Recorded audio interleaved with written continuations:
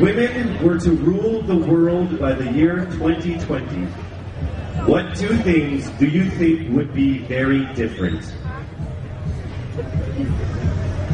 If women were to rule the world by the year 2020, what two things do you think would be very different?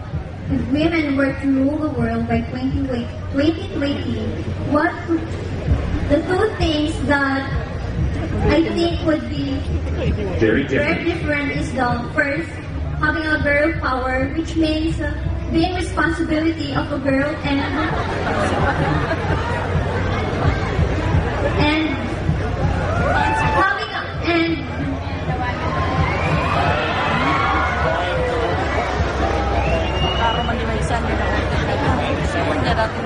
having girl power, which means girl can do the man's work, and a girl can manipulate the world, even though we all know that most of the past presidents, or the past presidents of a country are boys. Of course, girls can do it. Thank you very much.